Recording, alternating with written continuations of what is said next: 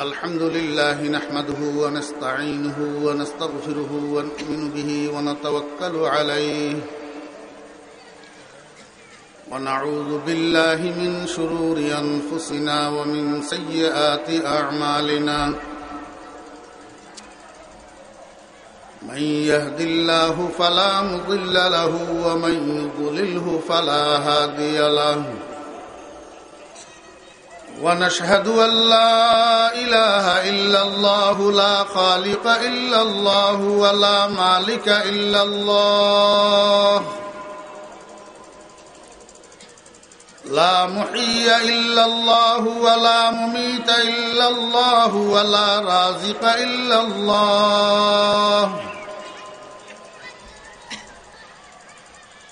ونشهد أن سيدنا وسندنا وحبيبنا ومولانا محمدا عبده ورسوله الذي علمه الله فأحسن تعليمه وأدبه الله فأحسن تأديبه ثم بعثه الله إلى كافة الناس معلما اللهم فصل وسلم عليه وعلى آله وأصحابه وأزواجه وذرياته وأهل بيته وعلماء أمته وفقهاء ملته ونجباء طريقته أجمعين أما بعد فأعوذ بالله من الشيطان الرجيم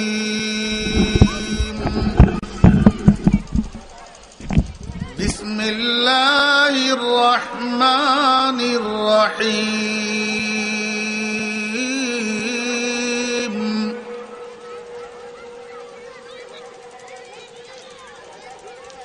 وإذا سألتموهن فاسألوهن من وراء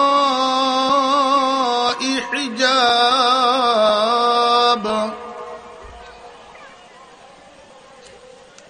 ذلكم أطهر لقلوبكم وقلوبهن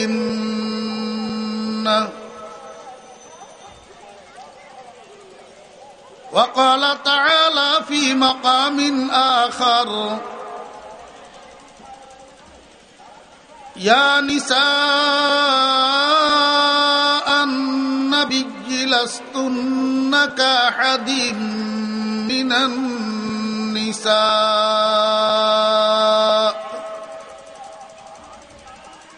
إن اتقيتن فلا تخضعن بالقول فيطمع الذي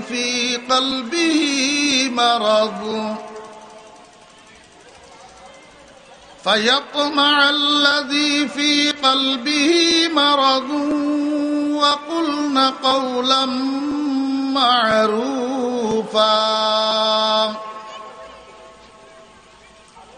صدق الله مولانا العظيم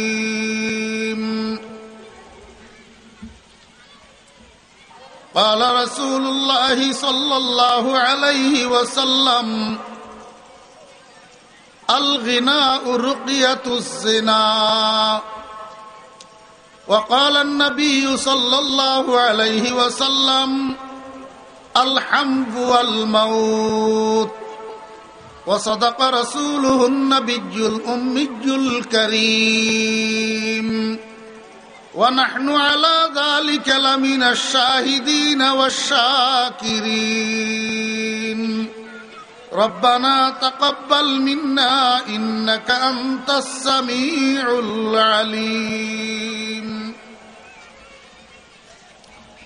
محترم صدر جلسہ মুআজ্জাজ মুকাররম হযরত উলামায়ে কেরাম, সমাবেত সর্বস্তরের দিনদার মুসলমান ভাইয়েরা, আমার প্রাণপ্রিয় যুবক তরুণ ভাইয়েরা, স্কুল কলেজ মাদ্রাসার ছাত্র ভাইয়েরা, পর্দার আড়ালের সম্মানিতা মুসলিম মা ও বোনেরা, মহান আল্লাহ রাব্বুল আলামিনের অপরিসীম দয়ার মেহেরবানি আল্লাহ রাব্বুল আলামিন আমরা কিছু সংখ্যক মানুষকে আজকের এই মহতি মাহফিলে অংশগ্রহণ করে আল্লাহ রাসূলের কথাবার্তা শোনার জন্য আমাদেরকে তৌফিক দিয়েছেন। এই জন্য আমরা সবাই মহান রাব্বুল আলামিনের শুকর আদায় করি, আলহামদুলিল্লাহ। আমার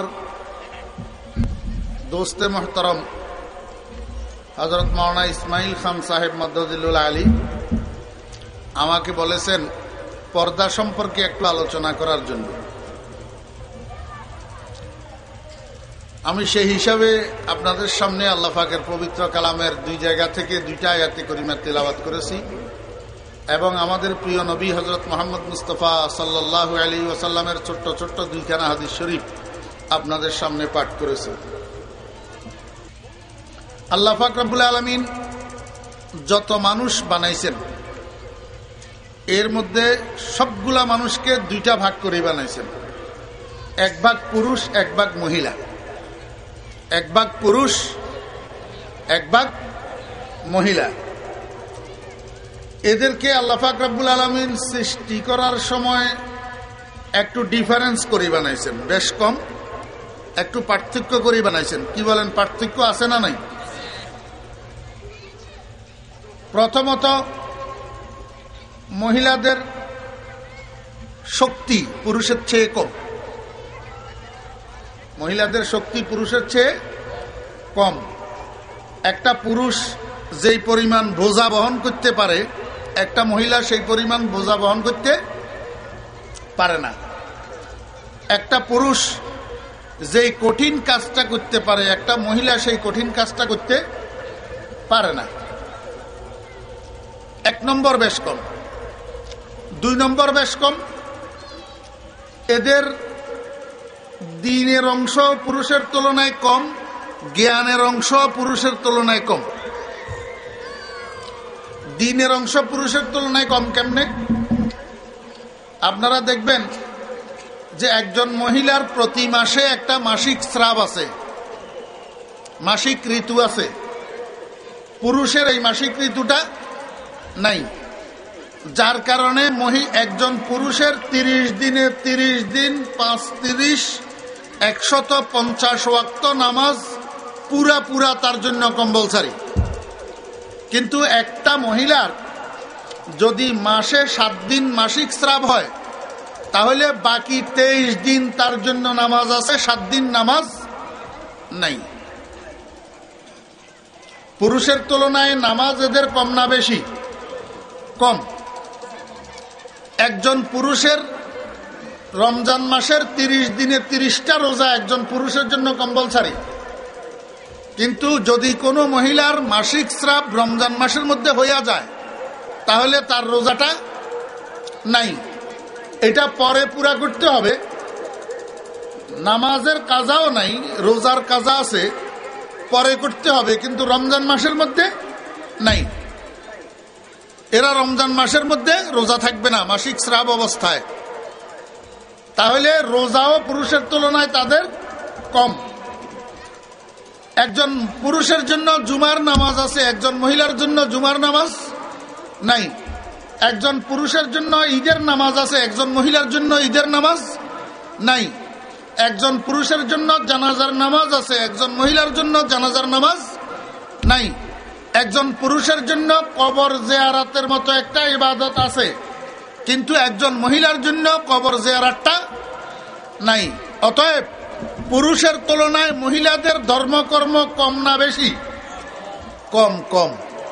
কথা বুঝছেন না বুঝেন নাই? এখন বর্তমান যুগে কিছু মহিলা আছে, এরা কিন্তু কবর জিয়ারাত করার জন্য বিভিন্ন কবরে মাজারে যায় এবং যাওয়ার জন্য মান্যত করে। আপনাদের এদিকে নাই, ওই আমাদের ফেনীর কথা বলতেছি। জি, আসেনি আসেনি কিছু মহিলা এরকম আসেনি। আমার ভাইরা, দোস্ত আহবাব, আমার পর্দার আড়ালের মা বোনেরা, রসুল আকরাম সাল্লাল্লাহু আলাইহি ওয়াসাল্লাম বদদোয়া করছেন 2 প্রকারের মানুষের জন্য।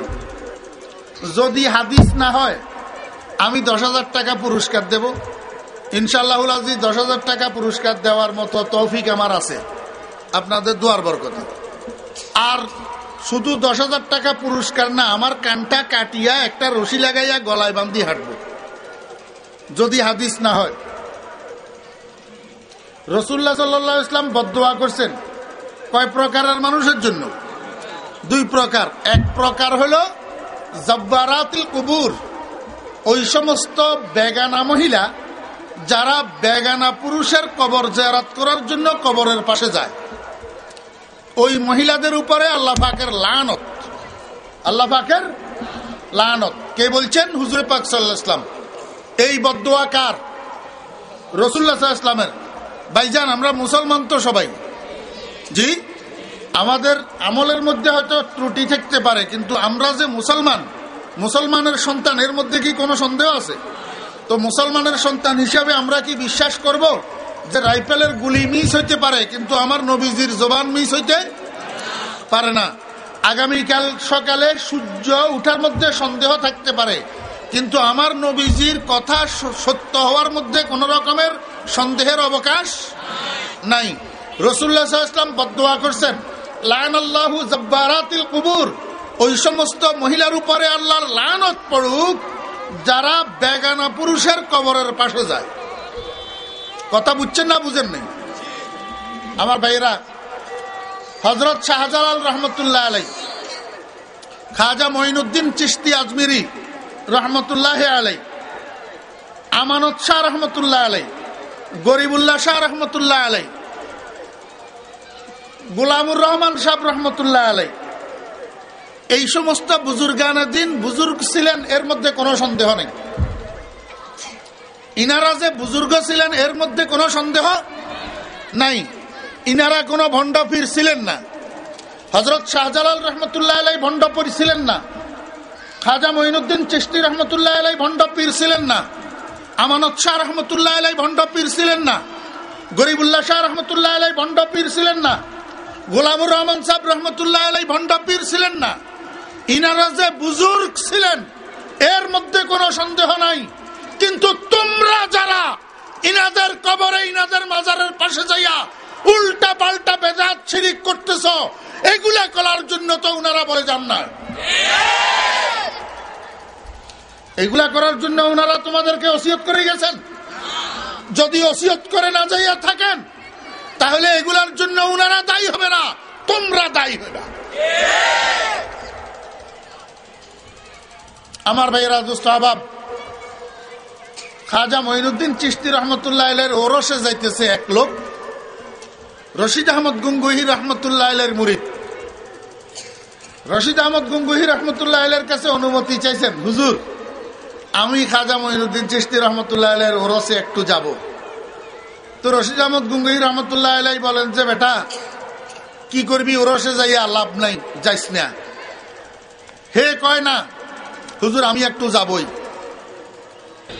রশিদ আহমদ গঙ্গুহি রহমতুল্লাহ আলাইহির মুরিদ। শেষ পর্যন্ত রশিদ আহমদ গঙ্গুহি রহমতুল্লাহ আলাইহি বলেন, আচ্ছা ঠিক আছে, যখন যাইবি বলতেছস তো যা। তো যাওয়ার সময় আমার থেকে একটা চিঠি নিয়ে যা। তো রশিদ আহমদ গঙ্গুহি রহমতুল্লাহ আলাইহি একটা সাদা কাগজের উপর এইভাবে আঙ্গুল দিয়া কি যেন লিখি দিলেন। ওই মুরিদ বেটা তাকাইয়া রইছে, আচ্ছা আঙ্গুলের আগায় কালি আছে নাকি? তা আঙ্গুল দিয়ে লিখলে এটা অক্ষর কাগজের মধ্যে উঠে, সাদাই সাদা। হুজুর এটা কি লিখলেন? এখানে তো লেখা কিছু নাই, আরো আঙ্গুল দিয়া লিখলেন। রশিদ আহমদ গঙ্গুহি রহমতুল্লাহ আলাইহি বলে, বেটাই এটা তোর বুঝার বিষয় না, যার কাছে লিখছি উনি পড়তে পারলে আর বুঝলেই তো হইল। বলে হুজুর দিব কাকে? বলে তুই যে রাস্তা দিয়া যাবি, ওই এক জায়গায় যাইতে যাইতে একটা পাহাড়ি রাস্তা পড়বে। রাস্তার 2 পাশে পাহাড়, পাহাড়ি চিভা রাস্তা দিয়া যাওয়ার সময় দেখবি রাস্তার পাশে পাহাড়ের ধারে একটা সাদা পাগড়ি, সাদা দাড়ি, সাদা জুব্বাওয়ালা একটা লোক বসে বসে জিকির করতেছে, উনাকে এই চিঠিটা দিয়ে যাবি। আচ্ছা ঠিক আছে। আমার ভাইয়েরা, এই লোকটা যাওয়ার পথে ঠিক ওই জায়গায় ওই লোকটাকে ওইভাবে পাইছে, পাইয়া চিঠিটা দিছে। উনি চিঠিটার দিকে তাকাইয়া পড়লেন, হাসি উঠছে। চিঠিটা পড়ি একটু হাসি দিছে। এরপরে অপর পৃষ্ঠায় আবার আঙ্গুল দিয়া কি যেন লিখলো, আর বলে তুমি এই জিনিসটা তোমাকে যে দিছে উনাকে নিয়ে দিও। বাস, আবার সে বাস করি এটার পকেটের মধ্যে নিয়ে নিচে গেছে। আজমির শরীফ যাইয়া ওরস তোরস শেষ করি আবার আসছে। আসি রশিদ আহমদ গঙ্গুহি রহমতুল্লাহ আলাইকে চিঠি এটা দিছে। দেওয়ার পরে রশিদ আহমদ গঙ্গুহি রহমতুল্লাহ আলাই চিঠির দিকে তাকাইয়া হাসি দিছে, কিছু বলে নাই। মুরিদ এটা ধরছে, কয় হুজুর আপনিও লিখলেন আঙ্গুল দিয়া, আমি তো কিছু দেখলাম ওই না, যার কাছে দিলেন উনি পড়ি হাসি উঠছে, বোঝা গেল উনি এখান থেকে কিছু না কিছু পড়ছে বুঝছে। আবার উনি আঙ্গুল দিয়া উত্তর দিলেন, সেটা পড়ি আপনিও হাসি দিলেন। রহস্যটা হুজুর আমাকে একটু বলতে হবে, ঘটনাটা কি, লোকটাকে আপনি কি লিখলেন, উনি কি লিখলো? আমার ভাইয়েরা, দোস্ত আহবাব, রশিদ আহমদ গঙ্গুহি রহমতুল্লাহ আলাইহি বলেন, বাবা তোকে নিষেধ করছিলাম সেখানে যাইস না, যার কবর জিয়ারত করার জন্য যাইতেছ উনি এখন সেই কবরে নাই, উনি এখন সেই কবরে। যার কাছে তোকে আমি পাঠাইছিলাম এই চিঠি নিয়া, পাহাড়ি রাস্তায় যে লোক রাস্তার ধারে পাহাড়ের পদদেশে বসিয়া বসিয়া জিকির করতেছেন, ওই লোকটাই খাজা মঈনুদ্দিন চিশতি রহমতুল্লাহ আলাইহি। উনি খাজা মঈনুদ্দিন চিশতি রহমতুল্লাহ আলাইহি। উনার কাছে আমি লিখছিলাম, হুজুর আপনি তো কুতুবুল আকতাব, আপনার কবরের উপরে এইভাবে শিরিক বেদাত হইতেছে, আপনি এগুলাকে প্রতিরোধ করেন না কেন, প্রতিহত করেন না কেন, এই কথাটা আমি লিখছিলাম। তো উনি আমার কাছে উত্তরে লিখছেন, মিয়া রশিদ আহমদ আমি তো মরে গেছি, আমার তো এখন কুতুবিয়ত বেলায়াত কিচ্ছু নেই, মরা মানুষের কি বেলায়াত আর কি কুতুবিয়ত, তুমি তো এখনো জিন্দা, তুমি তো ডিউটিতে আছো, ডিউটিতে থাকা অবস্থায় তুমি কুতুবুল আকতাব একটা মুরিদ ফিরাইতে পারলা না, আমি মরা মানুষ এই হাজার হাজার মানুষ কেমনে ফিরাই? আমার ভাইয়েরা, দোস্ত আহবাব, হ্যাঁ কবরের পাশে যাইতে পারে যদি কবরের মুর্দা ওই জিয়ারতকারিনী মহিলা দুজন এগানা হয়। কবরের মুর্দা আর জিয়ারতকারিনী মহিলা দুজন যদি কি হয়, এগানা হয়, এগানার বেগানার পরিচয় দিয়ে আগে সোজা পরিচয়। যেই মহিলার সাথে যেই পুরুষের সাথে বিবাহের বন্ধন জায়েজ নাই, ইনারা দুজন এগানা। যেই মহিলার সাথে যেই পুরুষের বিবাহ বন্ধন জায়েজ, ইনারা দুজন বেগানা। বুঝাইতে পারছি? আব্বার সাথে আপন মেয়ের সাথে বিবাহ জায়েজ আছে, হারাম, ইনারা দুজন এগানা, ইনারা দুজন কি এগানা। মায়ের সাথে আপন ছেলের সাথে বিবাহ বন্ধন জায়েজ আছে, ইনারা দুজন এগানা। আমার ভাইয়েরা, ভাইয়ের সাথে বোনের সাথে বিবাহ বন্ধন জায়েজ আছে, ইনারা দুজন এগানা। আপন চাচা আপন জেঠার সাথে বাতিজির সাথে বিবাহ বন্ধন জায়েজ আছে, ইনারা দুজন এগানা। আপন মামা আপন ভাগ্নির সাথে বিবাহ বন্ধন জায়েজ আছে, ইনারা দুজন এগানা। আমার ভাইয়েরা, দুস্থ আহবাব, মামি, মামার স্ত্রী মামি আর ভাগিনা, ইনাদের দুজনের মধ্যে বিবাহ বন্ধন জায়েজ আছে। মামা মারা যাওয়ার পরে, ইদ্যত পুরা করার পরে কোন ভাগিনা যদি চায় এই মামিকে বিয়ে করার জন্য জায়েজ হবে? এখন দেখেন, আমরা মুসলমান, আমরা কথা বলার সময় পাকনা পাকনা কথা বলি, এক কথা এত বড় বড়, কিন্তু দরকারি দরকারি বিষয়গুলো আমরা জানি না। মামা মারা যাওয়ার পরে, ইদ্যত পুরা করার পরে, অথবা মামা যদি ডিভোর্স দেয়, তালাক দেয়, ইদ্যত পুরা করার পরে ওই মহিলাকে ওই মামার ভাগিনা ইচ্ছা করলে শরীয়ত মতো বিয়ে করতে পারে। জায়েজ আছে? জায়েজ আছে না নাই? আছে। অতএব মামি আর ভাগিনা এগানা না বেগানা? বেগানা। আমার ভাইরা, দোস্ত, বাবা, বর্তমান সমাজ ব্যবস্থা কিন্তু এটা বলে না। বর্তমান সমাজ ব্যবস্থা মনে করে মামি আর ভাগিনা মা ছেলের মতো। মামি আর ভাগিনা মা ছেলের মতো। জায়েজ নাই। আপনি যত মা ছেলের মতো বলুন না কেন, শরীয়ত মা ছেলের মতো বলে না। অতএব মামি আর ভাগিনা একজন একজনের জন্য কি? বেগানা। আমার ভাইয়েরা, দুস্থ বাপ, চাচি আর ভাতিজা, চাচি আর ভাতিজা বুঝি থাকলে বলেন। চাচা যদি চাচিকে ডিভোর্স দেয় ইদ্যত পুরা করার পরে, অথবা চাচা মারা যাওয়ার পরে ইদ্যত পুরা করার পরে ওই মহিলাটাকে ওই চাচার ভাতিজা যদি বিয়ে করতে চায়, পারবে কি পারবে না? শরীয়ত মতো জায়েজ হবে কি হবে না? অতএব চাচি আর ভাতিজা বেগানা। চাচি আর ভাতিজা বেগানা। আমাদের সমাজ ব্যবস্থা চাচিকে মা মনে করা হয়, মনে করে চাচি আর ভাতিজা মা আর ছেলে। আপনি মা আর ছেলে বললে কি হবে? আল্লাহ আল্লাহ রাসূল আর কোরআন হাদিস যদি না বলে? কথা বুঝছেন না বুঝেন নাই? এই জন্য চাচি আর ভাতিজা এগানা না বেগানা? আমার ভাইয়েরা, দোস্ত, আবাব, দুলাভাই আর শালি, দুলাভাই আর শালি, বড় বোন মারা যাওয়ার পরে ওই দুলাভাই যদি শালিটাকে বিয়ে করতে চায় ছোট বোনটাকে, জায়েজ আছে না নাই? অতএব এগানা না বেগানা? বেগানা।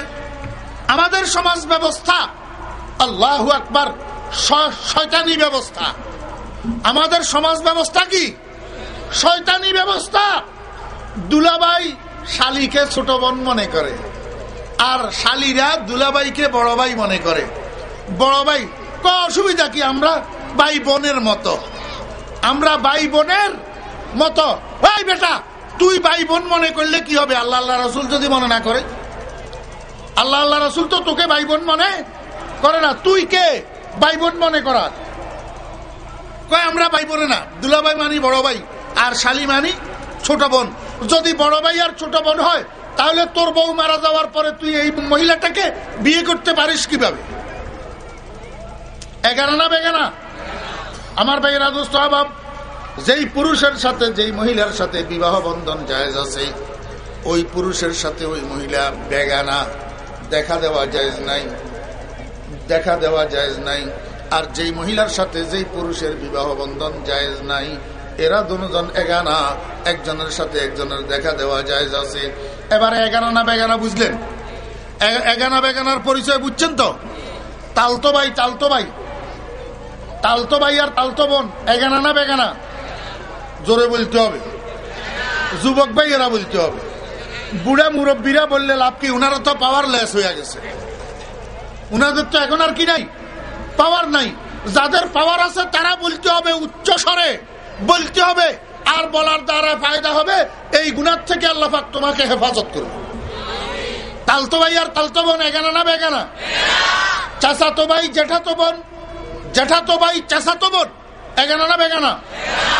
মামাতো ভাই ফুফাতো বোন, ফুফাতো ভাই মামাতো বোন এগানা না বেগানা?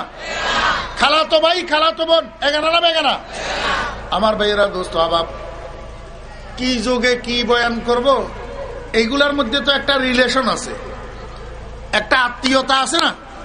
একেবারে যেখানে কোনো আত্মীয়তা নাই, উইদাউট রিলেশন, উইদাউট রিলেশন। গায়ে হলুদের অনুষ্ঠান আপনাদের এলাকায় হয় না, আমাদের এলাকায় হয়। হ্যাঁ, গায়ে হলুদের অনুষ্ঠান হয় বিয়ের আগে না পরে? বিয়ের আগে যখন গায়ে হলুদের অনুষ্ঠান হয়, তখন কি ওই বিয়ের স্বামী স্ত্রীর আগ্ধ হয়েছে না হয় নাই? জোরে বলেন, আগ্ধ হয়েছে? হয় নাই? আপনারা বুঝি থাকলে, ও মুসলমানের বাচ্চারা বুঝি থাকলে আমাকে বলেন, রিলেশন সাব্যস্ত হয় কিসের দ্বারা? নেকাহের দ্বারা। রিলেশন সাব্যস্ত হয় কিসের দ্বারা? বিয়ের দ্বারা। রিলেশন সাব্যস্ত হয় কিসের দ্বারা? আকদের দ্বারা। তুমি কার তালতো ভাই আর তালতো বোন, সেটা তো নেকাহের দ্বারা সাব্যস্ত হবে। এখনো তো বিয়ে হইল না, বিয়ের আগে গায়ে হলুদের অনুষ্ঠানে ওই বাড়ির তালতো ভাই এই বাড়ির তালতো বোন, এই বাড়ির তালতো ভাই ওই বাড়ির তালতো বোন রাত্রের 1টা 2টা 3টা পর্যন্ত গায়ে হলুদের নামে লাফালাফি আর কুতাকুতি করতেছ। মুসলমানের সন্তান, শরম লাগে না? তুই হরেশচন্দ্রের ঘর থেকে জন্ম নিয়েছিস না সীতারানীর দুধ পান করি বড় হয়েছস? লজ্জা লাগার কথা না দোস্ত?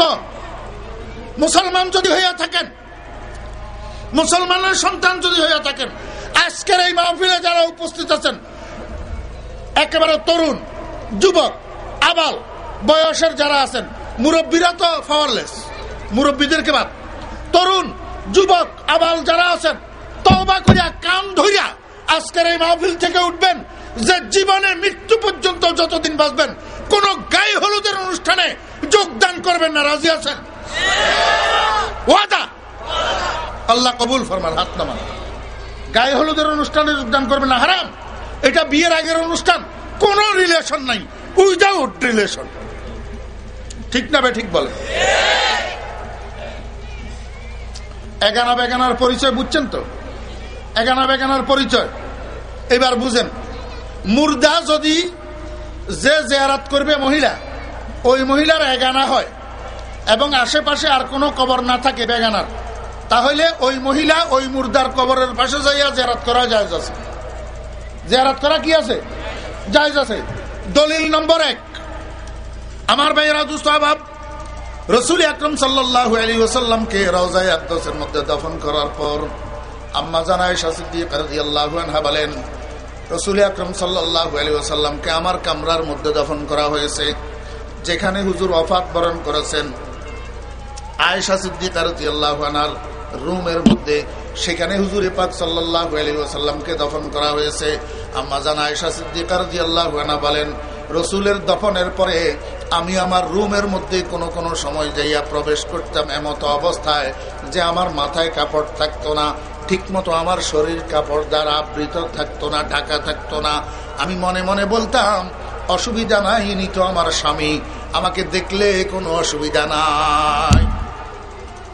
এরপরে রাসূল আকরাম সাল্লাল্লাহু আলাইহি ওয়াসাল্লামের রওজার পাশে যখন সিদ্দিক আকবর রাদিয়াল্লাহু আনহুকে দফন করা হয়েছে, তখনও আমি কোনো সময় ওই রুমের মধ্যে প্রবেশ করতাম, অথচ আমার মাথায় ঠিক মতো কাপড় থাকতো না, আমার শরীরে ঠিক মতো কাপড় থাকতো না।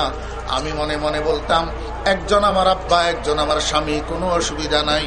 কিন্তু যখন থেকে ওই জায়গায় হযরত ওমর ফারুক রাদিয়াল্লাহু আনহুকে দফন করা হয়েছে, তারপর থেকে আমি আর ওই কবরগুলার পাশে আগের মতো অবস্থায় সেখানে প্রবেশ করি না। যদি কোনো কারণে প্রবেশ করা লাগে তো আমার মাথা ডাকিয়া, শরীর ডাকিয়া সুন্দর মতো পর্দার সহিত সেখানে প্রবেশ করতাম, এমনিতে আগের মতো প্রবেশ করি না। কারণটা কি? হায়া আমিন ওমর। আগে তো একজন আমার স্বামী ছিলেন, একজন আমার আব্বা ছিলেন, এখন যিনি শোয়া আছেন উনি তো আমার স্বামীও নয়, উনি আমার আব্বাও নয়, উনি আমার কোনো জি রেহমে মহরেম না, আমার এগানা না। অতএব কারণে শরীর এবং চেহারাকে, মাথাকে আবৃত করা ছাড়া আমি সেখানে আর প্রবেশ করতাম না। বোঝা গেল, কবরের মুর্দা যদি ওই জিয়ারতকারিনী মহিলার সঙ্গে এগানা হয়, আশেপাশে আর কোনো বেগানার কবর যদি না থাকে, তাহলে মহিলা কবর জিয়ারত করতে পারে। প্রক্ষান্তরে সাব্যস্ত হলো, মুর্দা যদি জিয়ারতকারিনীর মহিলার বেগানা হয়, কোনো অবস্থায় কবর জিয়ারত করা জায়েজ না। দলিল নম্বর 2, হযরত আব্দুর রহমান ইবনে আবু বকর রাদিয়াল্লাহু আনহু, আব্দুর রহমান ইবনে আবু বকর, এই আরবি এবারত না, মাদ্রাসার ছাত্রগুলো আবার এরাবের ভুল ধরিও না।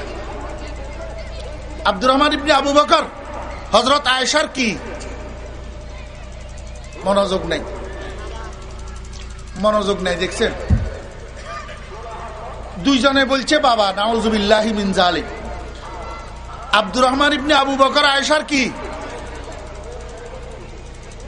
জাযাকুমুল্লাহ। সকলের জানার দরকার না, আমরা না এত বড় বড় কথা বলি। আব্দুর রহমান ইবনে আবু বকর হযরত আয়েশা সিদ্দিকা রাদিয়াল্লাহু আনহার ভাই, আব্দুর রহমান আবু বকরের ছেলে, আয়েশা আবু বকরের মেয়ে, আয়েশা আবু বকরের মেয়ে, আব্দুর রহমান আবু বকরের ছেলে। তো দুজন আবু বকরের সন্তান না, একটা ছেলে একটা মেয়ে। তো আয়েশা আর আব্দুর রহমান কি দুজন ভাই বোন না? আমার ভাইয়েরা, দোস্ত আহবাব, হযরতে আব্দুর রহমান ইবনে আবি বকর রাদিয়াল্লাহু আনহু মক্কা শরীফ গেছেন হজ করার জন্য। হজ করি আসার সময় মদিনা শরীফ আসার পথে অর্ধেক রাস্তায় ইন্তেকাল করেছেন। অর্ধেক রাস্তায়। এখন ওনাদের নিয়ম ছিল সুন্নত মোতাবেক যেখানে মউত সেখানে দফন, যেখানে মউত সেখানে দফন। এখন তো আমরা 1300 মাইল ফাড়ি দিয়ে মুর্দাকে বাড়িতে নিয়ে আসি, এটা কিন্তু খেলাফে সুন্নত। হযরত আব্দুর রহমান ইবনে আবু বকর রাদিয়াল্লাহু আনহু যেই জায়গাতে ইন্তেকাল করেছেন সেই জায়গাতে ওনাকে দফন করা হয়েছে। দফনের সময় বা ইন্তেকালের সময় হযরতে আয়েশা সিদ্দিকা রাদিয়াল্লাহু আনহা সেখানে উপস্থিত ছিলেন না। পরবর্তী একদিন হযরতে আয়েশা সিদ্দিকা রাদিয়াল্লাহু আনহা ওনার কবরের কাছে গেছেন, যাইয়া কবর জিয়ারত করছেন। কবর জিয়ারত কইরা এবার আরবি ভাষায় দুইটা শের, দুইটা ছন্দ আবৃত করতেছেন। ওই মেশকাত শরীফ প্রথম খণ্ডের মধ্যে আছে, ওয়া কুন্না কানাদমা নাইজাজিমাতা হিকবাতান মিনাদ দাহরি হাত্তা কিলা লাইয়াতাসাত্তা ফালাম্মা তাফাররাকনা কাআন্নী ওয়া মালিকান লিতাউলি ইজতিমাইল লাম নাবিত লাইলাতাম মা। খোলাসা কালাম। হযরত আয়েশা সিদ্দিকা রাদিয়াল্লাহু আনহা আব্দুর রহমান ইবনে আবু বকরকে বুঝাইতে চাইতেছেন, ভাই তোমার ইন্তেকালের সময়, তোমার দাফনের সময় যদি আমি তোমার সাথে তোমার পাশে থাকতাম তাহলে আজকে আর তোমার কবরের কাছে আমি আসতাম না। তোমার কবরের কাছে আমি আসছি একটু তোমার সাথে দেখা করার জন্য, যেহেতু তোমার মওতের সময়, তোমার দাফনের সময় আমি ছিলাম না। কিন্তু হযরত আব্দুর রহমান ইবনে আবু বকর রাদিয়াল্লাহু আনহুর যেখানে কবর ছিল তৎকালীন, তখন উনার আশেপাশে কোনো বেগানা পুরুষের কবর।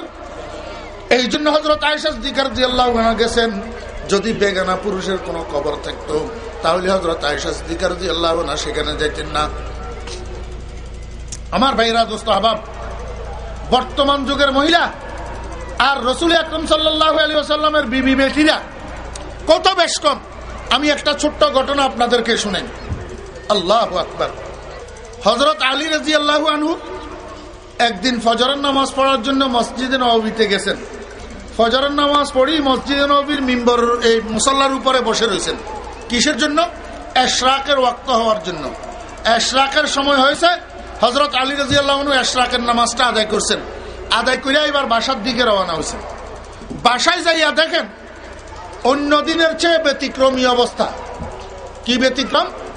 আমার ভাইয়েরা, দোস্ত আহবাব, সব সময় হযরত আলী রাদিয়াল্লাহু আনহু ফজরের নামাজের পরে বাসায় যাইয়া দেখেন হযরতে ফাতেমা রাদিয়াল্লাহু আনহা নামাজের মুসাল্লায় বসা। নামাজের মুসাল্লায় বসে হয় কোরআন শরীফ তেলাওয়াত করতেছেন, না হলে তাসবিহ তাহলিল পড়তেছেন। কিন্তু আজকে হযরত আলী রাদিয়াল্লাহু আনহু বাসায় যাইয়া দেখেন হযরত ফাতেমা রাদিয়াল্লাহু আনহা ঘরের সমস্ত কাজগুলো একসাথে শুরু করে দিয়েছেন। আমার ভাইয়েরা, চাক্কির মধ্যে গম ডালিয়া আটা পিষতেছেন, আটা। আবার এক পাশে বালতির মধ্যে ঘরের সমস্ত ব্যবহৃত কাপড় চোপড়গুলা ভিজিয়ে রাখছেন দোয়ার অপেক্ষায়। আরেক পাশে চুলার মধ্যে, চুলার উপরে পাতিলের মধ্যে, হান্ডির মধ্যে পানি দিয়া নিচে আগুন জ্বালাইয়া রাখছেন। চুলার উপরে পানি গরম হইতেছে। আর এই কাজগুলা একসাথে সব শুরু করছেন। শুধু তাই নয়, এদিকে হযরতে ফাতেমা কাজও করতেছেন, আবার অজস্রভাবে কান্নাকাটি করতেছেন, কাঁদতেছেন। হযরতে আলী রাদিয়াল্লাহু আনহু ঘরে ঢুকার পরে যখন এই দৃশ্য দেখেছেন, হযরতে ফাতেমা রাদিয়াল্লাহু আনহাকে জিজ্ঞেস করে, ও ফাতেমা, ব্যাপারটা কি? বুঝে তো আসতেছে না। ফজরের পর পরে সবগুলা কাজ তুমি একসাথে শুরু করে দিলে, আবার কান্নাকাটি করতেছ, ব্যাপারটা কি? কেন কান্দো? আমাকে একটু বলো। জিজ্ঞেস করে হযরতে আলী, কিন্তু ফাতেমা কোনো উত্তর দেয় না। কেন কান্দে বলে না, আরো জোরে কান্দে। হযরতে আলী রাদিয়াল্লাহু আনহু আবার জিজ্ঞেস করে, ফাতেমা কেন কাঁদো? কোন সে বস্তু তোমাকে কাঁদায়? আমাকে একটু তাড়াতাড়ি বলো।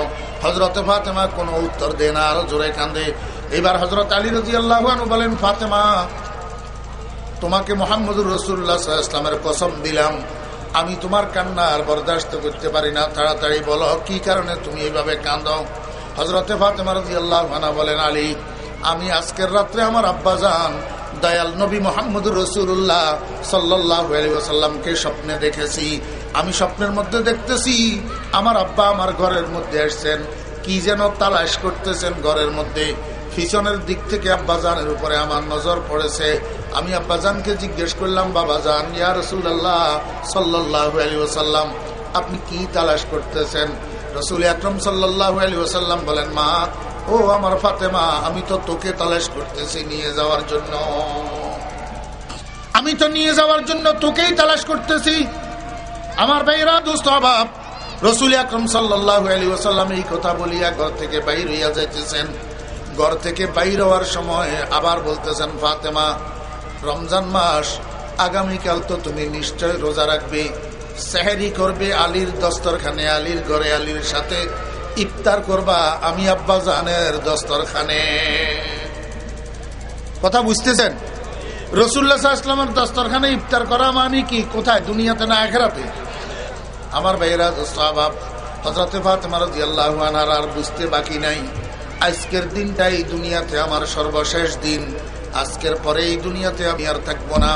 আমার ভাইয়েরা, হযরতে আলী রাদিয়াল্লাহু আনহু যখন স্বপ্ন শুনেছেন, হযরতে আলী রাদিয়াল্লাহু আনহুর বুঝার বাকি নাই যে ফাতেমার আজকের জন্য শেষ, আগামীকাল ফাতেমাকে আর পাওয়া যাবে না। যেহেতু হুজুর পাক সাল্লাল্লাহু আলাইহি ওয়াসাল্লাম বলেছেন ইফতার আলী, সেহরি আলীর ঘরে হবে, ইফতার রাসূল আকরাম সাল্লাল্লাহু আলাইহি ওয়াসাল্লামের দস্তরখানে হবে, অতএব ইফতারের আগে ফাতেমা দুনিয়ার থেকে বিদায় নিয়ে যাবে। এই স্বপ্ন শোনার পর হযরতে আলী রাদিয়াল্লাহু আনহু নিজেও কাঁদা শুরু করছেন। অজস্র কান্নাকাটি, স্বামী স্ত্রী দুজন কাঁদতেছে। ঠিক এই সময়ের মধ্যে অবুঝ দুই শিশু হযরতে হাসান আর হুসাইন রাদিয়াল্লাহু আনহুমা দুজন বাইরে খেলা করতেছিলেন। দৌড়াইতে দৌড়াইতে ঘরে আসি ঢুকছেন। ঘরে ঢুকি দেখে আব্বা আম্মা দুজন কাঁদে। এই অবুঝ শিশু সন্তান হাসান হুসাইন আব্বার কাছে যাইয়া জিজ্ঞেস করে, আব্বা, তোমরা কাঁদো কেন? আব্বা কোনো উত্তর দেয় না। এবার মার কাছে গেছে, মার কাছে যাইয়া জিজ্ঞেস করে, মা, তোমরা কাঁদো কেন? মাও কোনো উত্তর দেয় না।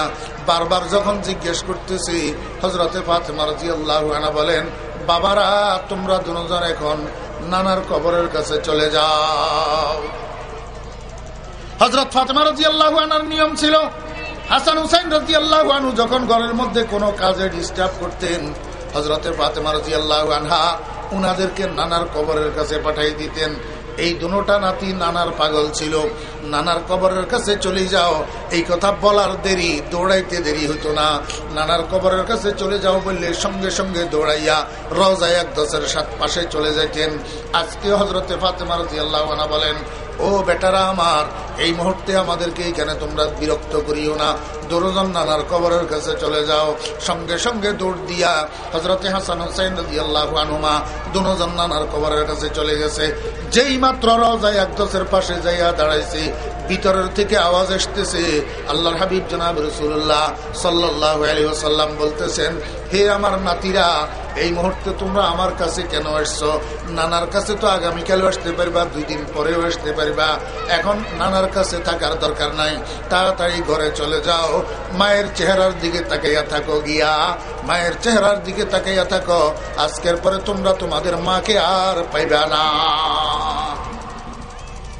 এই কথা যখন নানাজির জবানে শুনছেন, এই 2 শিশু সন্তান হযরতে হাসান হুসাইন রাদিয়াল্লাহু আনহু দৌড় দিয়া গেছেন ঘরে, যাইয়া মায়ের গলা জড়াইয়া ধরছেন। মায়ের গলা জড়াইয়া ধরে কয়, মা, কেন তোমরা দুজন কাঁদো? এখন আমাদের বুঝে এসছে তোমরা দুজন আমাদের থেকে গোপন করেছিলে, কিন্তু নানাজি আমাদের থেকে গোপন করেন নাই। নানা আমাদেরকে বলে দিয়েছেন আজকের দিনটা তোমার জন্য এই দুনিয়াতে শেষ দিন, আগামীকাল থেকে তোমাকে আমরা আর পাবো না। এই জন্য নানাজি আমাদেরকে পাঠিয়ে দিয়েছেন, বলেছেন যত বেশি পারি তোমার চেহারার দিকে তাকাইয়া থাকার জন্য। আমার ভাইরা, দোস্ত আহবাব, গত 2 দিন থেকে হযরতে ফাতেমা রাদিয়াল্লাহু আনহা জ্বর আক্রান্ত ছিলেন। এই মুহূর্তে হযরতে ফাতেমার জ্বর আরো বেড়ে গেছে, জ্বরে থরথর করে কেঁপতেছে। হযরতে ফাতেমা রাদিয়াল্লাহু আনহা শুয়ে গেছে বিছানায়। জ্বরের কারণে হযরত ফাতেমা আর দাঁড়াইয়া বসে থাকতে পারেন না, বিছানায় শায়িত হইয়া গেছেন। পড়ন্ত বিকেল বেলা জ্বর যখন প্রচন্ড বেগে এসেছে, হযরত ফাতেমা রাদিয়াল্লাহু আনহা বুঝতে পারলেন আমার মনে হয় সময় নিকটবর্তী হয়ে গেছে। হযরতে ফাতেমা হযরত আলী রাদিয়াল্লাহু আনহুকে ডাকছেন, হে আলী, আপনি আমার পাশে বসুন, আপনার সাথে আমার 3টা কথা আছে। আমার মনে হয় আমি আর বেশি সময় দুনিয়াতে না। হযরত আলী রাদিয়াল্লাহু আনহুকে পাশে বসাইয়া হযরতে ফাতেমা রাদিয়াল্লাহু আনহা মৃত্যুর পূর্বক্ষণে 3টা কথা বলেছেন। আমার মা বোনেরা কে কোথায় আছেন, কোনখান থেকে বয়ান শুনতেছেন, এই 3টা কথা একটু ভালো করে শুনেন। একজন মহিলা, বেহেশতি মহিলাদের সরদার সৈয়দাত নিসায়ে আহলিল জান্নাহ ফাতেমা রাদিয়াল্লাহু আনহা। আমার ভাইরা, হযরতে ফাতেমা ইন্তেকালের সময় ওনার স্বামীকে 3টা ওসিয়ত করে গিয়েছেন। এই 3টা ওসিয়ত কি? ও ভাইরা, দোস্ত আহবাব, হযরতে ফাতেমা বলেন, আলী, আপনার সাথে আমার 1 নম্বর কথা হলো, আমি যেদিন থেকে আপনার ঘরে এসেছি, আপনার আগদের মধ্যে এসেছি, আপনার নেকাহের মধ্যে এসেছি, সেই দিন থেকে আজকে পর্যন্ত আমি আপনাকে অনেক কষ্ট দিয়েছি, অনেক কষ্ট দিয়েছি। আপনি যদি এই কষ্ট আমাকে ক্ষমা না করেন, মাফ না করেন, কিয়ামতের ময়দানে আল্লাহ পাকের দরবারে যদি আমার জন্য নালিশ করেন, তো আমি সন্তানের কারণে, আমি মেয়ের কারণে কোটি কোটি মানুষের সামনে আমার আব্বার চেহারা মলিন হবে, আমার আব্বা লজ্জিত হবে। আমি একটা সন্তান, চাই না কিয়ামতের ময়দানে আমার কারণে আমার আব্বার চেহারা মলিন হোক, আমার কারণে আমার আব্বার শর্মিন্দা হোক। আমি চাই না। আপনি আমার মৃত্যুর আগে আমাকে শুনাইয়া একটু বলুন, আমাকে ক্ষমা করে দিলেন কিনা। আমার ভাইয়েরা, দুস্তাবাব, এই জন্য প্রত্যেক মহিলার জন্য উচিত, প্রত্যেক মহিলার জন্য উচিত প্রতি সকালে একবার, প্রতি বিকালে একবার, প্রতি সকালে একবার, প্রতি সন্ধ্যায় একবার স্বামীর থেকে ক্ষমা নিয়ে নেওয়া। কারণ যেই মহিলার ইন্তেকালের সময় স্বামী তাকে ক্ষমা করে নাই, স্বামী তার উপরে নারাজ, আমার ভাইয়েরা, এই মহিলার সমূহ বিপদ, সামনে সমূহ বিপদ। আমার ভাইয়েরা, দোস্ত আবাব, ও যুবক ভাইয়েরা, তরুণ ভাইয়েরা, স্কুল কলেজের ছাত্র ভাইয়েরা, রাজনীতি করেন যে আমার ছোট ভাইয়েরা, বিভিন্ন দলের রাজনীতি করেন, আপনাদের হাতে পায়ে ধরি আমি আপনাদেরকে একটা আপিল করব। একটা সন্তান গর্ভে ধারণ করা, একটা সন্তান দুনিয়াতে ভূমিষ্ঠ করা, এটা কোনো চারটিখানি কথা নয়। একটা সন্তান লালন পালন করা 15-20 বছর 25 বছর পর্যন্ত একটা ছেলেকে লালন পালন করা চারটিখানি কথা না। যতক্ষণ পর্যন্ত আপনি মা বাপ না হবেন, ততক্ষণ পর্যন্ত আপনি বুঝবেন না একটা সন্তানকে গর্ভে ধারণ করা কত কষ্ট, একটা সন্তানকে ভূমিষ্ঠ করা কত কষ্ট, একটা সন্তানকে প্রথম দিন থেকে 15-16-20 বছর পর্যন্ত লালন পালন করা কত কষ্ট। যে আব্বা আম্মা আমাকে এত কষ্ট করে গর্ভধারণ করলেন, এত কষ্ট করে লালন পালন করবেন, দুনিয়াতে এমন কোনো কাজ করবেন না যেই কাজের দ্বারা আব্বা আম্মার মুখে চুনকালি পড়ে, আব্বা আম্মার মুখটা মলিন হয়ে যায়, আব্বা আম্মা দুনিয়ার মানুষের কাছে, সমাজের মানুষের কাছে, এলাকার মানুষের কাছে শর্মিন্দা হয়। আব্বা আম্মাকে একদম ক্রিটিসাইজ করে বলতে পারে, অমুক চোরাইয়ার বাপ, অমুক লুচ্ছার বাপ, অমুক বদমাইশের বাপ, অমুক ডাকাইচ্চার বাপ, অমুক সন্ত্রাসীর বাপ। এই কথা যেন বলতে না পারে, তাহলে আপনার মতো সন্তানকে সুসন্তান বলা যাবে না। কেন আপনাকে এত কষ্ট করে গর্ভে ধারণ করলো মা? আপনাকে, আপনার কারণেই যদি মা গালি শুনে, আপনি যদি মাকে গালি শুনান, আপনার মতো কুসন্তানকে ফেটে ধরার কি দরকারটা ছিল? এত কষ্ট করে ভূমিষ্ঠ করার কি দরকারটা ছিল? আপনার কারণে যদি আব্বা গালি শুনে, আপনার কারণে যদি আব্বা অপমান হয়, আপনার মতো সন্তানকে লালন পালন করার কি দরকার ছিল? আমার বেরা দোস্ত আবাব, বাপ কা ইলমে না বেটে কো আগার আসবর হো, বাপ কা ইলমে না বেটে কো আগার আসবর হো, ফির পেসর কাবিলে মিরাস পে দর কিউ করো। পুত্র যদি পিতৃ গুণে বিভূষিত হতে না রে, কুপুত্র সে যোগ্য নহে পিতৃ মিরাস লবিবারে। আমরা কি সুপুত্র হইতে চাই না কুপুত্র হইতে চাই?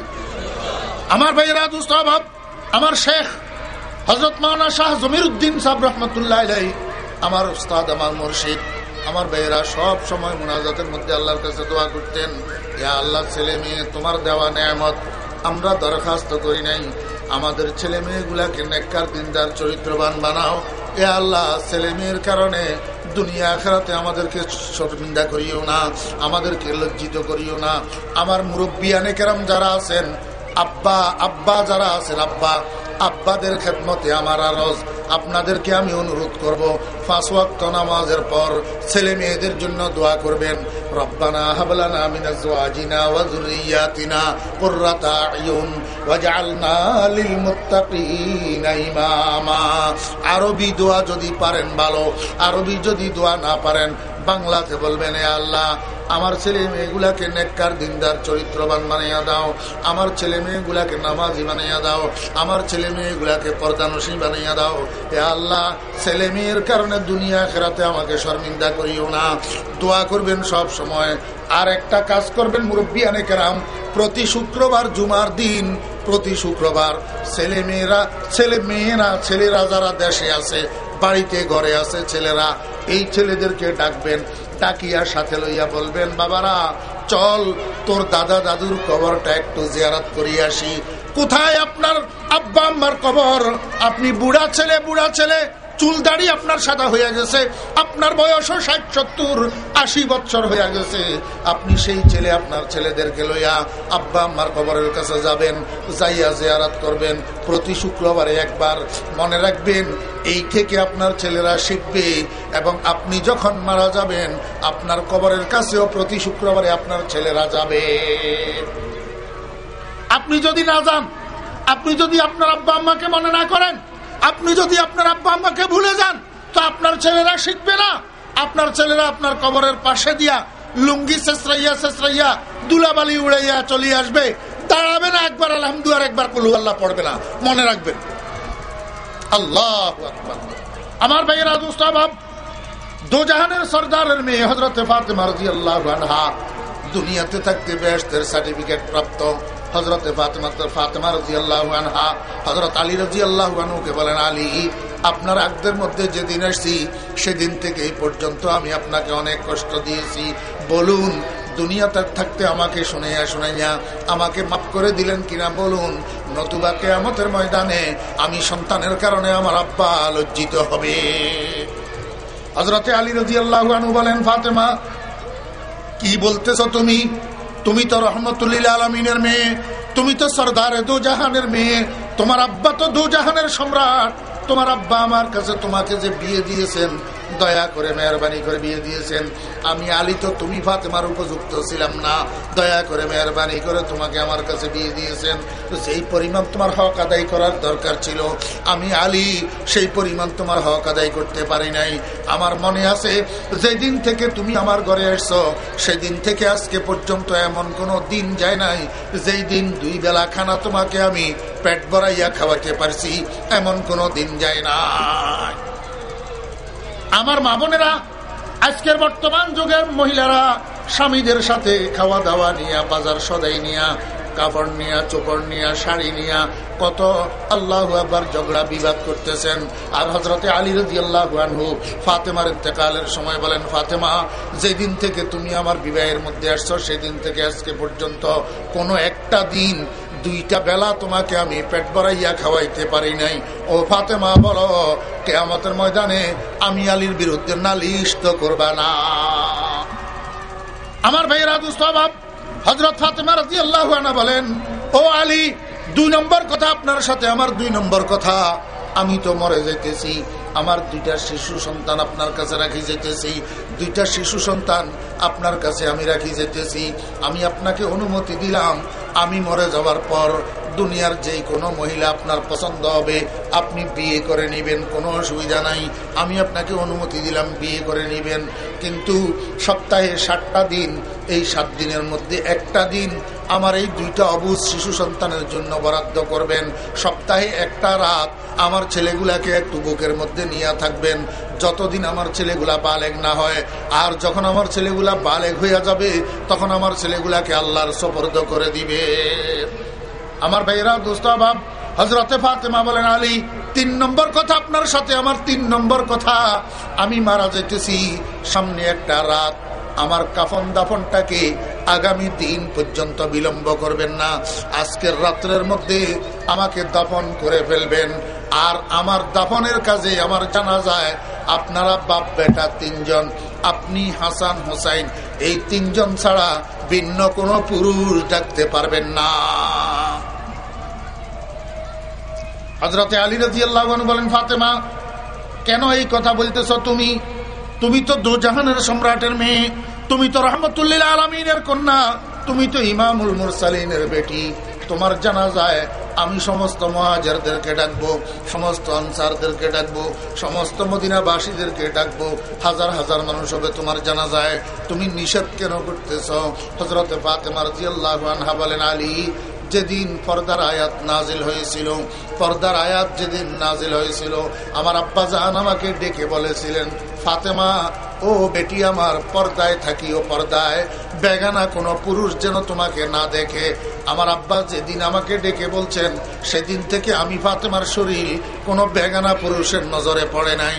আলী, আজকে আমি মরে যাইতেছি, আমাকে কাফনের কাপড় পরিধান করানো হবে, 5টা কাফনের কাপড়।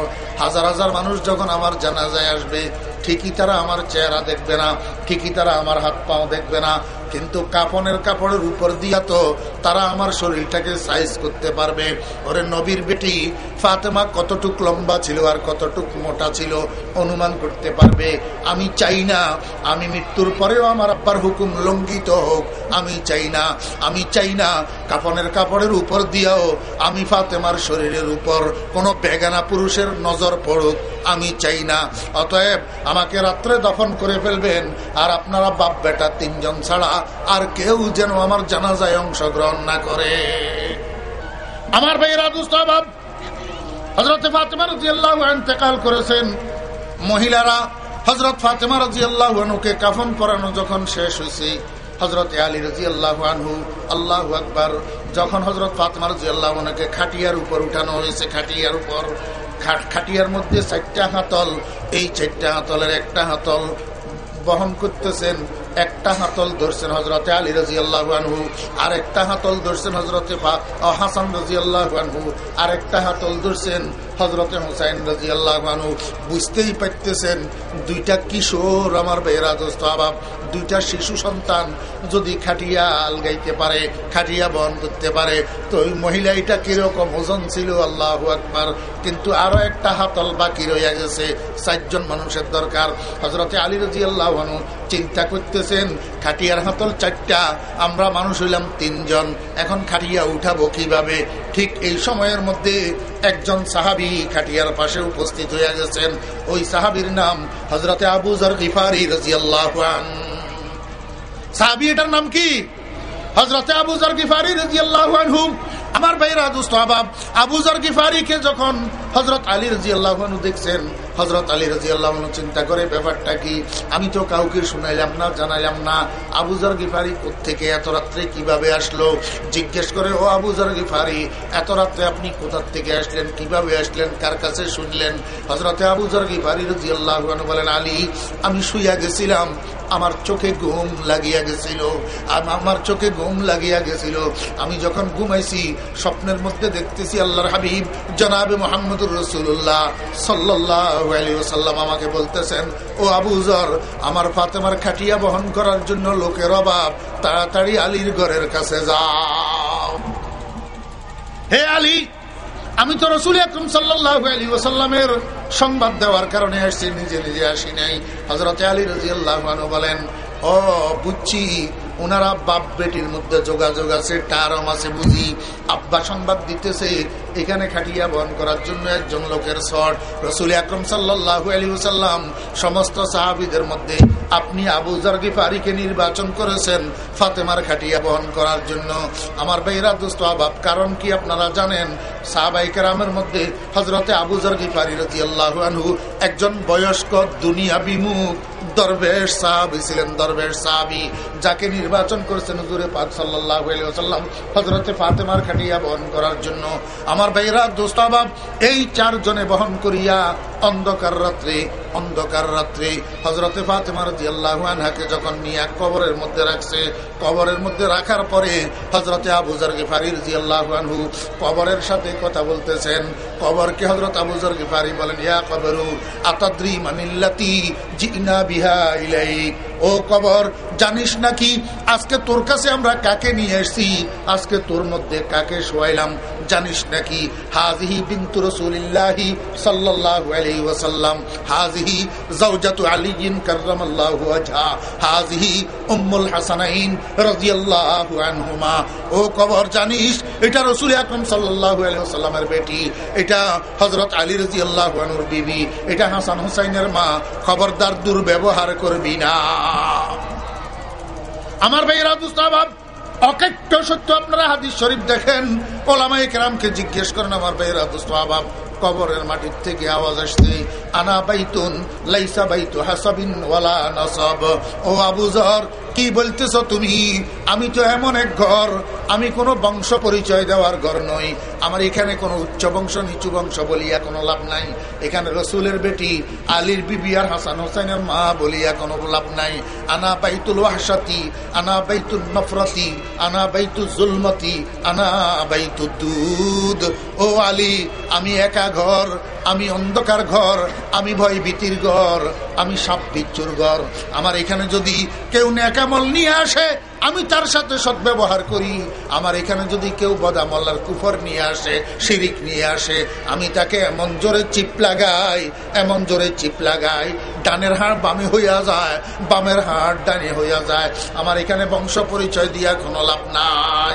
ও ভাইরা দোস্তাবাব, ও আমার মা বোনেরা, রসুলের বেটি বেহেশতি মহিলাদের সর্দার হযরত ফাতেমা রাদিয়াল্লাহু আনহার ব্যাপারে কবর যদি এত বড় স্পর্ধা দেখাইতে পারে, এই বড় উক্তি করতে পারে, আমার আর আপনার কি খবর?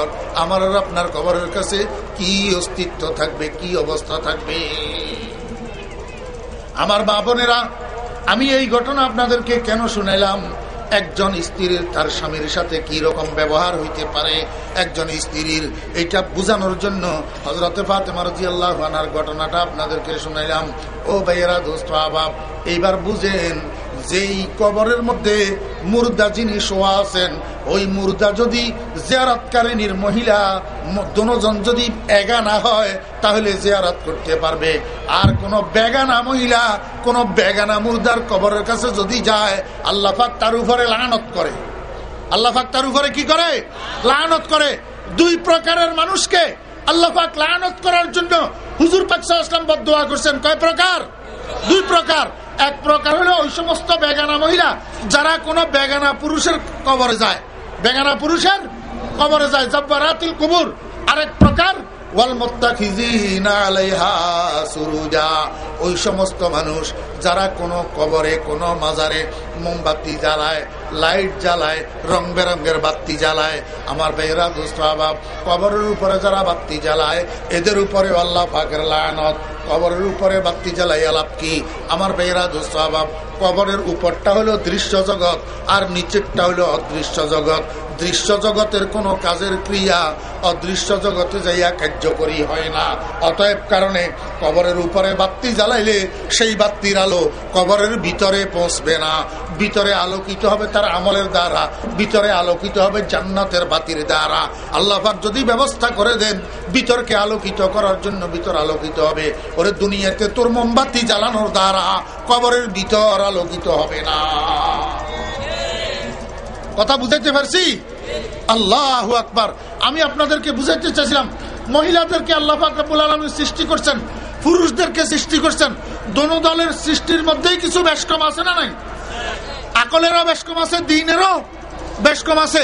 এই বেশকমের মধ্যে একটা বেশকম, মহিলাদের জন্য কবরের জিয়ারত নাই, পুরুষদের জন্য কবরের জিয়ারত আছে। অতএব পুরুষদের তুলনায় মহিলাদের ধর্মকর্ম কম না সমান?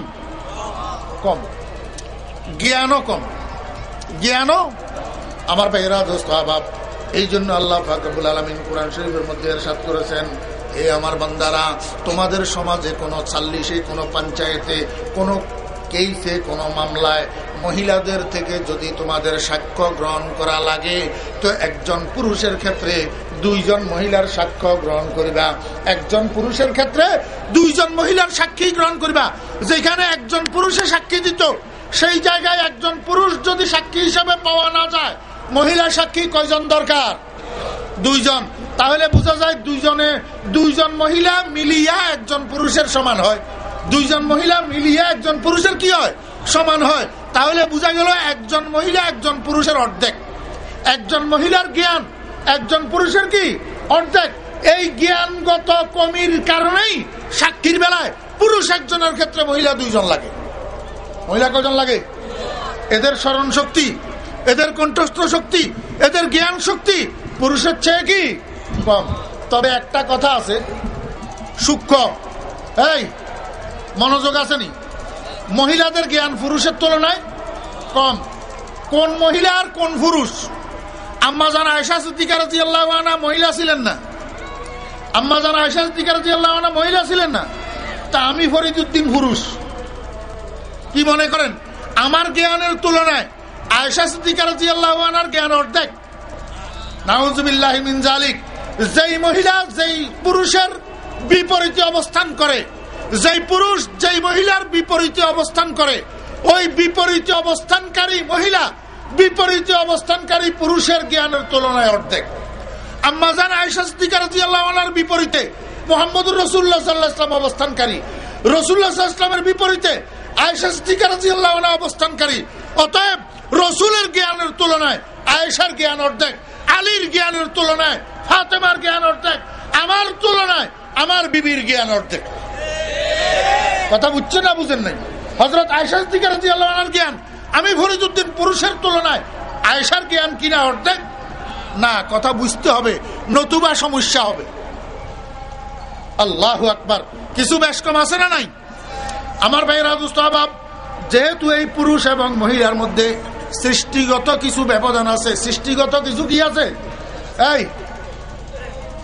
পুরুষের সৃষ্টিগত ভাবে মারফেটের থেকে বাইরে হওয়ার সময় মুখের মধ্যে পশম থাকে না। 12, 13, 14, 15 বছর যখন হয় তখন আস্তে আস্তে মুখের মধ্যে দাঁড়িয়ে আর মুখের পশম গজায় কি গজায় না?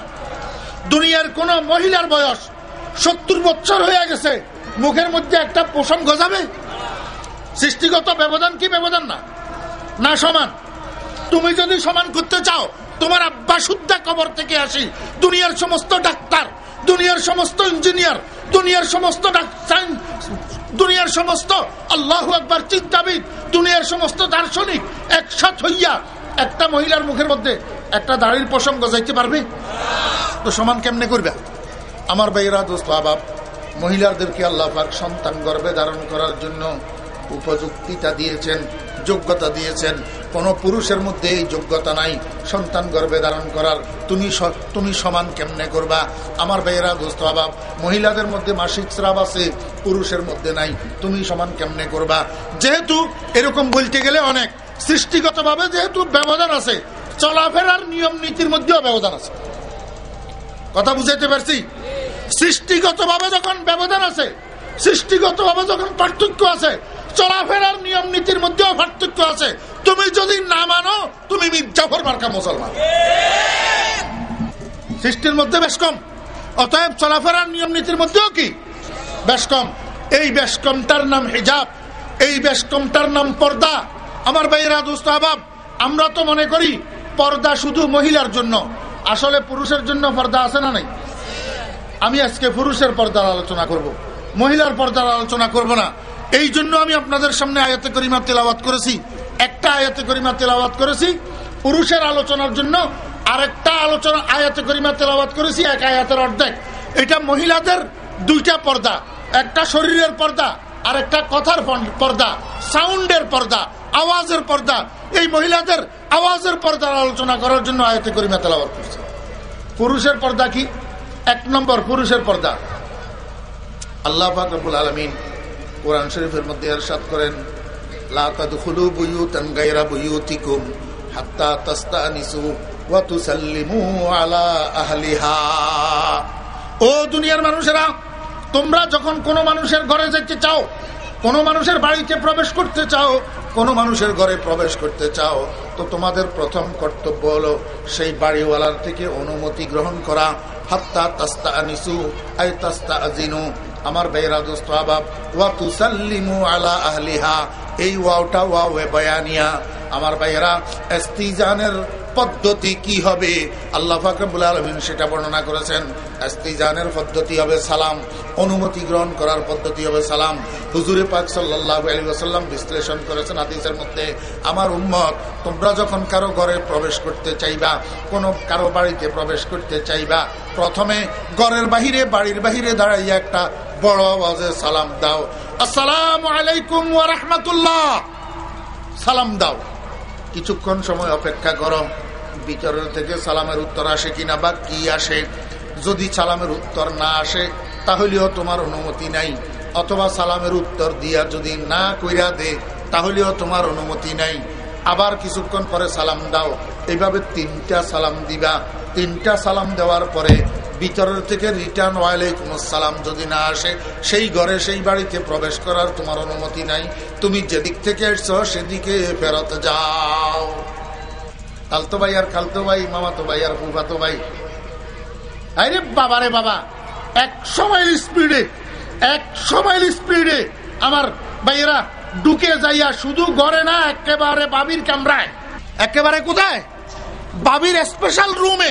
ভাইয়া তো নাই বিদেশে, সৌদি আরব। ভাইয়া কোথায়? আমার ভাইয়েরা দোস্ত আবাব না বললেই নয়, এটা আপনাদের এদিকে নাই, আমাদের এদিকে বেশি। পুরুষ কতগুলা বিদেশে থাকে, সেখান থেকে টাকা রুজি করিয়া করিয়া দেশে পাঠায়, আর ম্যাডামেরা বেনিটি ব্যাগ একটা গলার লগে লটকাইয়া কান্দের সাথে ঝুলাইয়া হে লেফট রাইট, বাজারে বাজারে, মার্কেটে মার্কেটে, দুনিয়ার সমস্ত মার্কেটের ভিতর যত মহিলারা নাগুনা 70% এই বিদেশিওয়ালাদের বিবিরা। দুনিয়ার যত অঘটন ঘটাইতেছে, দুনিয়ার যত আকাম কুকাম করতেছে, এই সমস্ত প্রবাসীদের স্ত্রীরা টাকা পায় ঠিক মতে। আমার ভাইয়েরা দোস্ত আবাব একেবারে ডাইরেক্ট কোথায় যা ঢুকে? বাবির স্পেশাল কামরায়। আল্লাহ কয় বেটা ঘরে ঢুকিস না, সালাম 3 বার দিবি, অনুমতি গ্রহণ করবি, তারপরে ঘরে ঢুকবি। হাতে কোথায় সালাম কোথায় কালাম, শুধু ঘর না, একেবারে বাবির প্রাইভেট রুমে যাইয়া ঢুকে। আল্লাহ যা করে বাবি যে অবস্থায় থাক। বেয়াদব। ইফটিজিং বন্ধ করতে বলে, ইফটিজিং ঘরে ঘরে ঘরে ঘরে ঢুকি রয়েছে। কি ইফটিজিং বন্ধ করে? আমার ভাইয়েরা দোস্ত আবাব, ইফটিজিংও বন্ধ হবে না, যৌতুকও বন্ধ হবে না। আর এই ইফটিজিং আর যৌতুক বন্ধ না হওয়ার জন্য প্রথম দায়ী হলো মহিলারা। যাদের জন্য ইফটিজিং বন্ধ করতে চায়, যাদের জন্য যৌতুক বন্ধ করতে চায়, তারাই এগুলা চালু করে। বিস্তারিত বলার সময় নেই, 2 দিন ব্যাপী একটা মাহফিল হলে তারপরে বিস্তারিত বলি। আমি আপনাদেরকে বুঝাইতাম কিভাবে ইফটিজিং মহিলারা চালাইতেছে, কিভাবে ইফটিজিং যৌতুক মহিলারা চালাইতেছে। মহিলাদের কারণে যৌতুক রইয়া যাইতেছে, বন্ধ হয় না। মহিলাদের কারণে ইফটিজিং বন্ধ হবে না। ইফটিজিং শব্দের অর্থ হলো উত্তেজিত করা। উত্তেজিত শুধু ছেলেরা মেয়েদেরকে করলে সেটা উত্তেজিত করা হয়, মেয়েরা ছেলেদেরকে উত্তেজিত করলে সেটা উত্তেজিত করা হয় না। আমার ভাইয়েরা দোস্ত আবাব, এই জন্য হুজুর পাক সাল্লাল্লাহু আলাইহি ওয়াসাল্লামের নিয়ম মানতে হবে, রাসূল আকরাম সাল্লাল্লাহু আলাইহি ওয়াসাল্লামের নীতি মানতে হবে, রাসূল আকরাম সাল্লাল্লাহু আলাইহি ওয়াসাল্লামের বিধান মানতে হবে। এই যুবক ভাইয়েরা, রাসূলুল্লাহ সাল্লাল্লাহু আলাইহি ওয়াসাল্লাম হাদিস শরীফের মধ্যে বলছে কি, হুসনুহু লাউন হুসনুহু রিহুহু ওয়া হুসনুহা লাউনুহা। এই ছেলেরা, তোদের প্রসাধনী হলো গ্রাম, গ্রাম। তোদের প্রসাধনী কি? গ্রাম। এই মেয়েরা, তোদের প্রসাধনী হলো কালার। অতএব মেকআপ করবে ছেলেরা না মেয়েরা? মেয়েরা। মেকআপ করবে কারা? ছেলেরা। এই ফোলা, আবার তোদের জন্য জেন্টস পার্লার কেন? কালার তো তোদের জন্য নাই, কালার ছেলেদের জন্য নাই। তাহলে জেন্টস পার্লারের কাজটা কি? আর জেন্টস পার্লারে মুসলমানের বাচ্চা যাবে কেন? সেখানে হরিশ্চন্দ্রের বাচ্চা না যাবে? মুসলমানের নবীর থিওরি, ছেলেদের প্রসাধনী কালার না গ্রাম? গ্রাম। কালার নবী সাল্লাল্লাহু আলাইহি ওয়াসাল্লাম হুসনুহু রিহুহু। ও মুসলমানের ছেলেরা, তোমরা আতর ব্যবহার করবে, আতর ব্যবহার করবে, অ্যালকোহল মুক্ত পারফিউম ব্যবহার করবে, অ্যালকোহল মুক্ত পারফিউম ব্যবহার করবে। আর যদি খামাখা অ্যালকোহল মুক্ত না পাও তো 1 ম্যান শো মার, কোনো অসুবিধা নাই, মাকরু হইলে হবে, মার 1 ম্যান শো, বো বো বো বো করবে গ্রাম। কিন্তু আল্লাহর হাবিব জনাব রাসূলুল্লাহ সাল্লাল্লাহু আলাইহি ওয়াসাল্লাম বলেন, এই মেয়েরা, তোমাদের প্রসাধনী হলো কালার, স্নো, রঙিন ক্রিম, মেকআপের ক্রিম, এটা তোমাদের জন্য। খবরদার তোমরা রাস্তায় বাইর হওয়ার সময় ওয়ান ম্যান শো স্প্রে করে বাইর হইও না, কোনো কঠিন গ্রাম যুক্ত ক্রিম লাগাইয়া বাইর হইও না। তুমি যদি গ্রাম লাগাইয়া ওয়ান ম্যান শো লাগাইয়া যদি রাস্তায় বাইর হও, তো আমার ছেলেরা 18-20 বছর 22 বছরের পোলারা, এরা কি তোমার জন্য রাস্তা ছাড়ি দিয়ে কি ঘরে বসে থাকবে নাকি? এদের নাকে যখন গ্রাম লাগবে, এদের নাকে ওয়ান ম্যান শো স্প্রে করে একটা মানুষ রাস্তায় বাইর হইলে 10 হাত দূর থেকে গ্রাম পাওয়া যায়। তো আমার পোলারা রাস্তায় বাইর হবে, নাক টানবি না? নাক টানলে এদের অপরাধ হবে। তুমি ওয়ান ম্যান শো স্প্রে করে রাস্তায় কেন বাইর হইলে?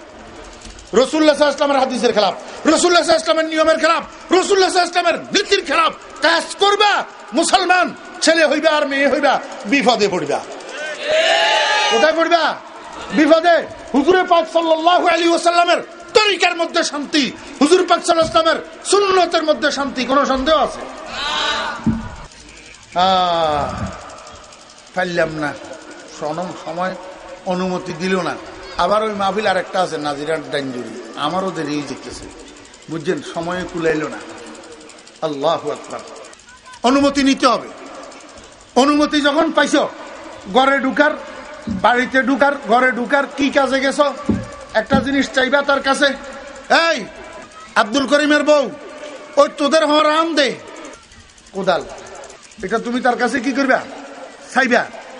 আল্লাহ পাক রব্বুল আলামিন বলেন, ওয়াইজা সালতুমুহুন্না ফাসআলুহুন্না মিন ওয়ারাই হিজাব। ও বেগানা পুরুষ, একটা মহিলা ঘরের মধ্যে বসবাস করতেছে, ওইটা তো তার বসবাসের জায়গা, সে তোমার জন্য ঘর সারি যাবে কোথায়? তুমি যদি ঘরের মধ্যে ঢুকে তার সামনে চলে যাও, তাহলে ওই বেচারি আর পর্দা কোথায় করবে? অতএব কারণে তুমি পুরুষের জন্য পর্দা।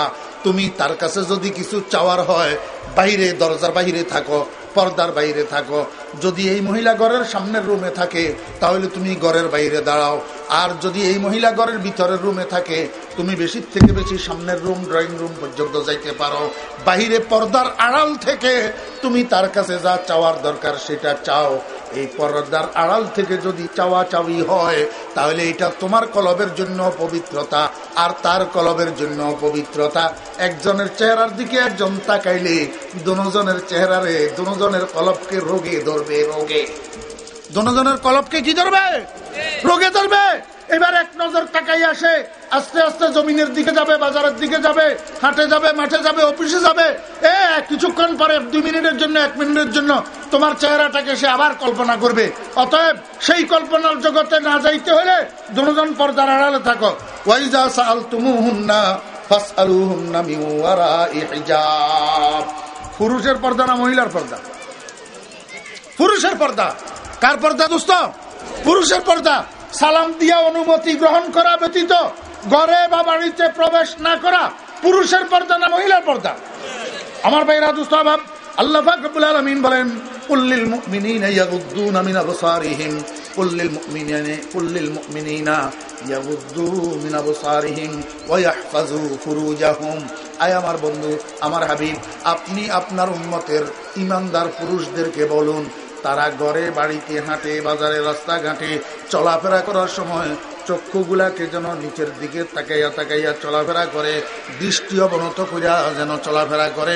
এই চলাফেরার মধ্যে যদি কোনো বেগানা পুরুষের উপরে অগুত্তা তার নজর পড়িয়া যায়, আল্লাহ পাক রব্বুল আলামিন হযরত আলী রাদিয়াল্লাহু আনহু বলেন, ইয়া আলী লাকাল উলা ওয়ালাইসা লাকাস সানিয়া লা তুতবিইন নাজরাতান নাজরাতা। ও আলী, প্রথমবার যেটা অনিচ্ছাকৃতভাবে ওই বেগানা মহিলার চেহারার উপরে তোমার নজর পড়ছে, সেটা তোমার জন্য অনুমোদিত। ইচ্ছাকৃতভাবে তুমি তাকাও নাই, অনিচ্ছাকৃতভাবে পড়ে গেছে, সঙ্গে সঙ্গে নজর তার চেহারার উপর থেকে তুমি নামাইয়া পেল। খবরদার, দ্বিতীয়বার চক্ষু ঘুরাইয়া আবার তার চেহারার দিকে তাকানোর জন্য তোমার অনুমতি নাই। কার পর্দা? পুরুষের না মহিলা? পুরুষের পর্দা।